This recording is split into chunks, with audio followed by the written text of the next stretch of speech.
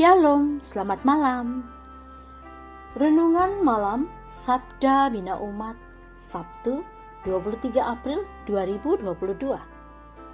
Firman Tuhan malam ini terambil dari Yohanes 16 ayat 4b sampai 15. Demikian firman Tuhan. Pekerjaan penghibur. Hal ini tidak kukatakan kepadamu dari semula, karena selama ini aku masih bersama-sama dengan kamu.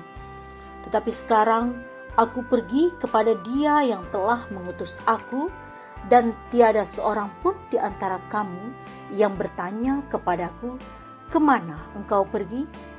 Tetapi karena aku mengatakan hal itu kepadamu, sebab itu hatimu berduka cita.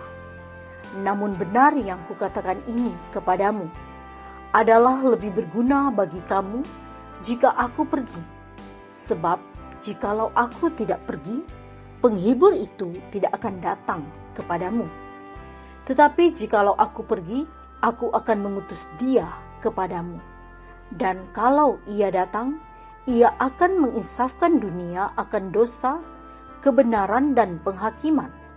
Akan dosa karena mereka tetap tidak percaya kepadaku. Akan kebenaran karena aku pergi kepada Bapa dan kamu tidak melihat aku lagi. Akan penghakiman karena penguasa dunia ini telah dihukum. Masih banyak hal yang harus kukatakan kepadamu, tetapi sekarang kamu belum dapat menanggungnya. Tetapi apabila Ia datang, yaitu Roh kebenaran, Ia akan memimpin kamu ke dalam seluruh kebenaran. Sebab Ia tidak akan berkata-kata dari dirinya sendiri, tetapi segala sesuatu yang didengarnya itulah yang akan dikatakannya, dan Ia akan memberitakan kepadamu hal-hal yang akan datang. Ia akan memuliakan aku, sebab Ia akan memberitakan kepadamu apa yang diterimanya daripadaku. Segala sesuatu yang Bapa punya adalah aku punya. Sebab itu aku berkata, Ia akan memberitakan kepadamu apa yang diterimanya daripadaku. Demikianlah firman Tuhan. Renungan malam ini bertema Roh Kudus berbicara bagi kita.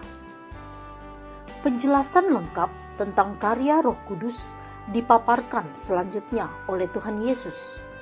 Roh Kudus diutus untuk menginsafkan dunia akan dosa, kebenaran, dan penghakiman, sekaligus memimpin para murid hidup dalam seluruh kebenaran. Roh Kudus juga akan memberitakan damai sejahtera Kristus yang diberikan kepada murid-murid Yesus. Hubungan Bapa, Anak, dan Roh Kudus menjadi hubungan yang tak terpisahkan dan tak perlu diragukan. Kesatuan dalam tiga pribadi adalah kebenaran iman yang tetap kita pertahankan di tengah dunia yang menolak ketritunggalan Allah. Roh Kudus diutus berbicara bagi kita. Banyak hal yang dapat disampaikan Roh Kudus supaya kita beroleh jawaban Tuhan atas masalah hidup yang terjadi.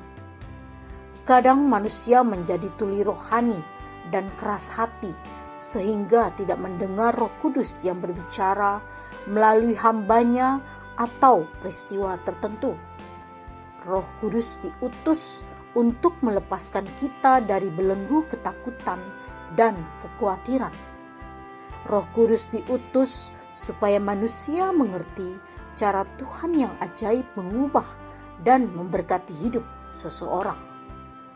Perkataan Tuhan Yesus menyadarkan kita bahwa Roh Kudus menjadi penasihat ajaib yang menolong kita mengurai masalah pelik dan bertindak dengan kuasa surgawi.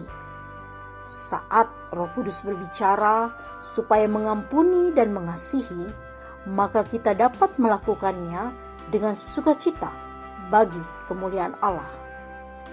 Perkembangan teknologi digital dan berbagai dampaknya hendaknya tidak membuat keluarga kita kehilangan waktu untuk mendengar perkataan Roh Kudus.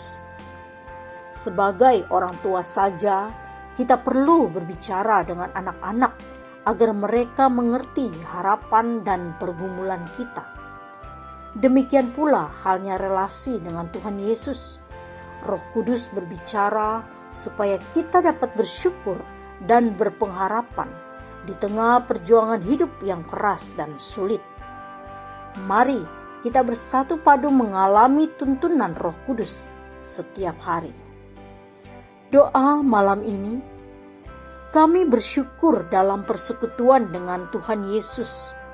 Biarlah kuasa Roh Kudus menasihati kami untuk setia menjadi pendengar dan pelaku firman Tuhan yang aktif. Amin. Demikianlah renungan malam ini. Selamat beristirahat. Tuhan Yesus memberkati.